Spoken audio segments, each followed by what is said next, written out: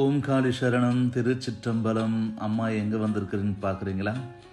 ஒரு 1500 வருடம் பழமையான புதுக்கோட்டை மாவட்டம் அறந்தாங்கி பக்கத்தில் இருக்கிற திருப்பெருந்துறைக்கு தான் அம்மா வந்திருக்கிறேன். என்ன ஒரு வேலைப்பாடுகளோட அந்த சிற்பங்களை எப்படி செஞ்சுருப்பாங்க. இந்த சிற்பம் செய்கிறவங்கள பார்த்தா கையெழுத்து கும்பிடணும் போல இருக்குது. எவ்வளோ ஒரு நுணுக்கமாக பார்க்குறதுக்கே வேப்பின் அதிசயமாக அந்த ரிஷி பாடுரை செஞ்சுருப்பாங்க. அங்கே இருக்கிற ஒவ்வொரு சிற்பங்களும் பார்க்குறதுக்கே அவ்வளோ கண்கொள்ளா காட்சியாக பிரமிப்புற்ற மாதிரி நம்ம முன்னோர்களுடைய கலைப்படைப்பை பார்க்க சொல்ல வேப்பின் ஒரு சரித்திரமாக தான் இருக்குது. இங்கே பாருங்கள், வீரபத்திரர் பார்த்திங்கன்னா அந்த நகம், அவருடைய கால்கள், அந்த நரம்பு புடைச்சிருக்கிறது, அந்த அசுரனை அப்படியே குத்தி அந்த முகத்திலிருந்து ஒரு பாகம் வந்து அப்படியே கூர்மையாக கிழிச்சிட்டு வர்றது. இங்கே பாருங்கள், சிவபெருமான் நிறைய குதிரையாக மாற்றி அந்த பாண்டி மகன் கையில் போயிட்டு கொடுக்குறாரு. இதான் முதலமைச்சர் கொடுத்து அமைச்சார் அப்படின்னு சொல்லி. என்ன கோவில்னு இப்போ உங்களுக்கு நல்லா தெரிஞ்சிட்டு இருக்கும். திருப்பெருந்துறையில் இருக்கக்கூடிய மாணிக்க வாசகர் கட்டின கோவிலுக்கு தான் வந்திருக்கிறேன்.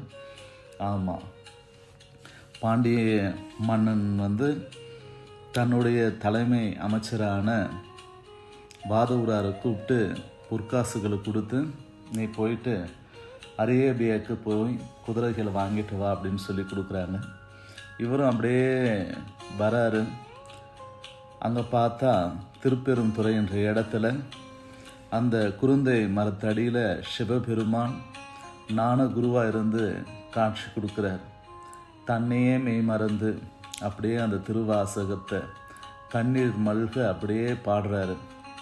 அந்த பக்தியின் பாடலை மதங்களை கடந்து கிறிஸ்துவ மதத்தில் இருக்கிற புப்பாண்டவர் கூட அந்த திருவாசகத்தை ஆங்கிலத்தில் மொழிபெயர்த்து, இந்த மாதிரி ஒரு வாசகத்தை என் வாழ்நாளில் படித்ததே இல்லை, உலகமே போற்றக்கூடிய திருவாசகம் இது, தெய்வீக வாசகம், எல்லா மதத்தவரும் போற்றக்கூடிய ஒரு அற்புதமான தெய்வீக அருள் இதில் இருக்குது அப்படின்னு சொல்லியிருக்கிறாங்க.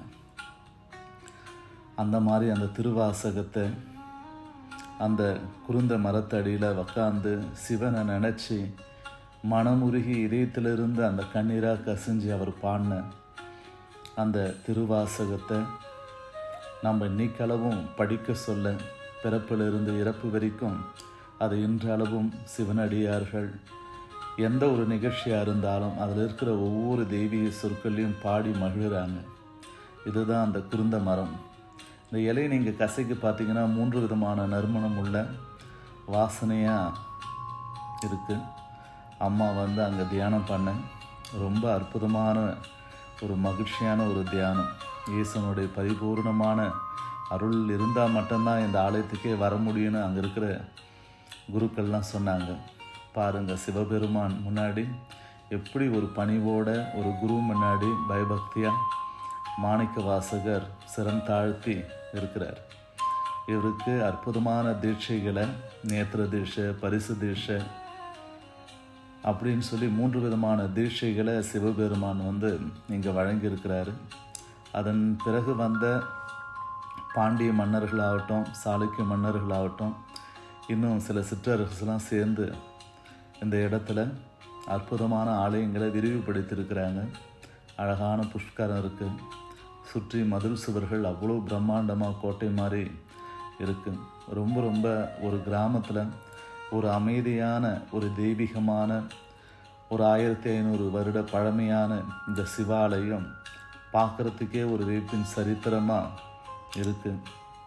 எண்ணற்ற பக்தர்கள் நீங்கள் புதுக்கோட்டைக்கு போகிறீங்க, காரைக்குடி போகிறீங்க, அறந்தாங்கி போகிறீங்கன்னா, ஏன் மதுரையிலேருந்து ஒரு 150 கிலோமீட்டரில் தான் இந்த இடம் இருக்கும்.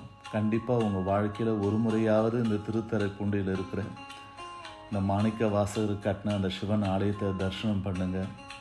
இந்த இடத்துல நந்தி இல்லை, கொடிமரம் இல்லை, எல்லாமே சிவன் மட்டும்தான். அதுவும் ஆவுடையார் அப்பனா, ஆவுடையாரில் ஜோதியின் சொரூபமாக இருக்கக்கூடிய எம்பெருமான் ஆத்மநாதராக இருந்து எல்லா விதமான அனுகிரகத்தையும் பக்தர்களுக்கு வழங்கிட்டு இருக்கிறாரு இன்றளவும்.